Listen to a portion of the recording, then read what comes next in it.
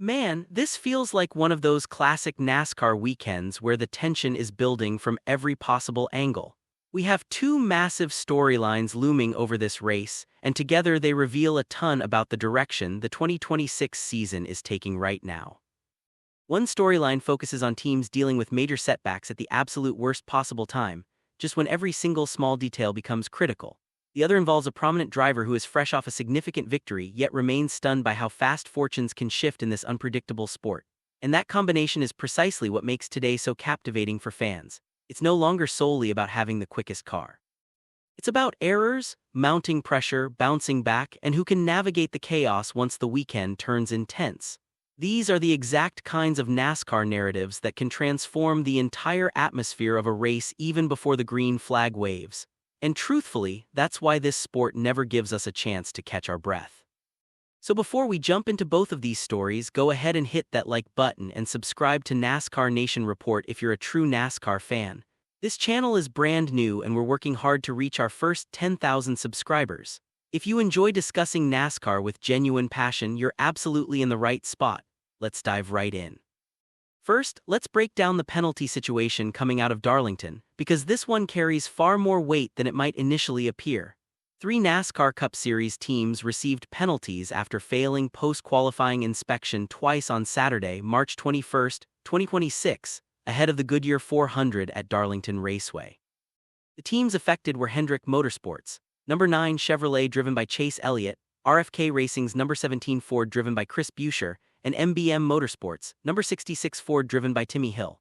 According to NASCAR's inspection rules, specifically Section 10.5.1, failing inspection multiple times during the same session triggers immediate penalties, and NASCAR applied that rule without delay.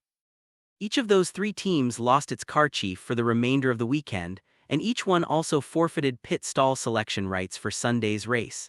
That means they will still start from the qualifying positions they earned, which is a key point. However, when it comes to pit road, they are now forced to take whatever stalls remain after the rest of the field has picked. And at Darlington, that disadvantage is far from minor. Anyone who follows this track year after year understands that Darlington Raceway will punish even the smallest edge against you. It's a 1.366-mile oval. It's narrow, it's tricky, it eats up tires, it makes passing extremely difficult, and pit strategy can completely determine the outcome of the race, so losing the chance to select a favorable pit stall can alter your entire afternoon. A poor stall can result in slower entry, slower exit, reduced working space, and a much greater risk of dropping track position during green flag pit stops or late cautions. At a demanding place like Darlington, where clean air and track position are so vital, that penalty really stings. The absence of the car chiefs is also a significant blow. Hendrick Motorsports loses Matt Barnes on the number 9 team with Chase Elliott. RFK Racing loses Josh Sisko on the number 17 with Chris Buescher. MBM Motorsports loses Dylan Roberts on the number 66 with Timmy Hill. These are not minor adjustments you can simply brush aside on race day. The remaining crew members on each team now must take on those extra duties, whether that involves communication, making adjustments, managing the race, or coordinating the pit stop process while under pressure. For Chase Elliott and Hendrick Motorsports, this kind of setback adds genuine pressure to a team that normally anticipates contending whenever they bring speed to the track. For Chris Buescher and RFK Racing, it's especially frustrating because they have demonstrated consistent performance this season, and this is precisely the type of track where flawless execution counts more than hype. And for Timmy Hill and MBM Motorsports, it might be the most challenging of all because smaller teams lack the same safety net or depth to handle such a setback. The one positive note for all three teams is that none of the drivers must serve a pass-through penalty on the initial start. Chase Elliott, Chris Buescher, and Timmy Hill will all take the green flag from the positions they qualified for, so this is not a complete catastrophe before the race begins, but it definitely builds extra pressure once the event gets underway because now every pit stop, every strategic decision, and every adjustment carries heavier importance. And honestly, this is exactly why NASCAR continues to strictly enforce inspection standards. The sanctioning body aims to apply the competition rules equally to every team, and whether fans agree with the timing or not, the message is unmistakable. If you fail inspection twice, there will be consequences. Now the real test is whether these teams can overcome it as the race plays out. Now let's move on to the second story because Denny Hamlin provided a truly insightful perspective on what unfolded during his Las Vegas victory, and it illustrates how strange a race can feel even when you ultimately celebrate in victory lane. On the latest episode of his Actions Detrimental podcast, Hamlin expressed disbelief about the speeding penalty he received during the middle of the race.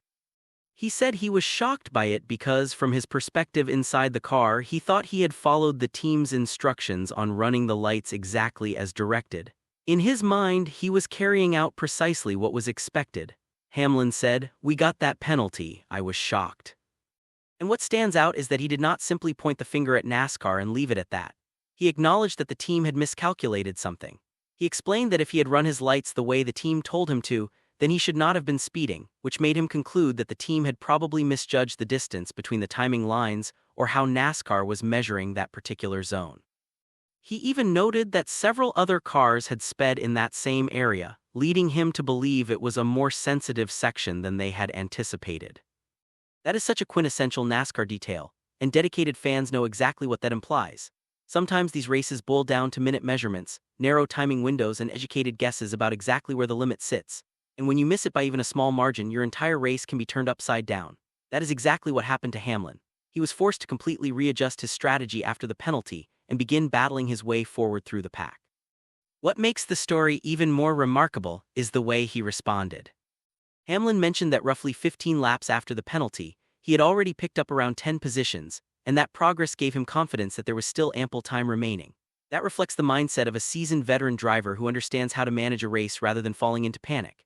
He observed the recovery unfolding live, stayed composed, and continued working the event from that point onward, and ultimately it paid off. Hamlin crossed the checkered flag first at Las Vegas this past Sunday. So even though the race featured a penalty that left him stunned, he still converted it into a victory.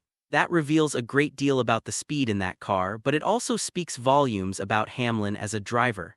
Love him or hate him, he ranks among the best at figuring out how to recover when a race becomes chaotic. The broader implications are important here as well. That win secured Denny Hamlin a spot in the NASCAR Cup Series playoffs later this year and elevated him all the way to 4th place in the standings. Ahead of him are Tyler Reddick, Bubba Wallace, and Ryan Blaney. And that is where this narrative becomes even more compelling because Hamlin is not only reflecting on his own performance. His 23XI Racing organization currently boasts the top 2 drivers in the standings with Tyler Reddick and Bubba Wallace out front, while Hamlin himself is right in the thick of it following the Vegas win. That represents a powerful statement about the strength of that entire group through the first 5 weeks of the season. From a fan's point of view, this is one of the most intriguing aspects of the year so far. Denny Hamlin continues to find ways to win, continues to demonstrate that experience counts, and continues to prove he can overcome mistakes during a race. At the same time, 23XI Racing has Tyler Reddick and Bubba Wallace leading the standings, with Ryan Blaney right there alongside them. That gives the entire championship battle a much more intense feeling this early in the season. And now the focus shifts to Darlington, which serves as the ideal venue for both of these stories to intersect with reality.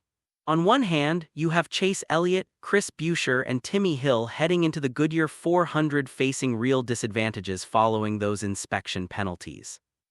On the other hand, you have Denny Hamlin arriving with fresh momentum, confidence, a recent victory, and a playoff berth already locked in, even after navigating one of those moments that could have ruined his entire day in Las Vegas. That is why these two stories are so meaningful when viewed together. One is about teams having to react after pre-race errors. The other is about a veteran driver reacting to an in-race error and still prevailing anyway. Combining them truly captures the essence of NASCAR at this moment. It is not simply about who possesses the most speed. It is about who can adapt, who can endure pressure, who can recover when situations deteriorate, and who can remain sharp enough to seize opportunities when they arise. Heading into Darlington, I believe fans have every reason to pay close attention to these situations. Can Chase Elliott and the number 9 team overcome the loss of Matt Barnes and an unfavorable pit stall draw? Can Chris Buescher and the number 17 group maintain their consistent form despite losing Josh Sisco? Can Timmy Hill and MBM Motorsports battle through a difficult circumstance after losing Dylan Roberts? And can Denny Hamlin sustain this momentum after transforming a race that included a speeding penalty into a trip to victory lane? That is what makes this weekend feel so exciting as a NASCAR fan. There is pressure, there is controversy, there is momentum, and there are real consequences already influencing the race before it even begins. And that's the major takeaway here. Darlington is already poised to challenge everyone. The penalized teams now must demonstrate they can adjust under pressure. And Denny Hamlin arrives looking like one of the strongest contenders in the garage after proving once again that even when things go wrong, he knows how to recover better than almost anyone else. So tell me what you think in the comments. Do these penalties seriously impact Chase Elliott, Chris Buescher, and Timmy Hill at Darlington? And following that Las Vegas win, do you view Denny Hamlin as a legitimate championship contender this season? Drop your thoughts below.